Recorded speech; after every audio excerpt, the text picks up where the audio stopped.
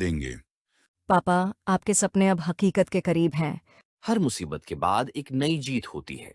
रहमान की मेहनत रंग लाने लगी थी और उसके सपने धीरे धीरे पूरे होने लगे।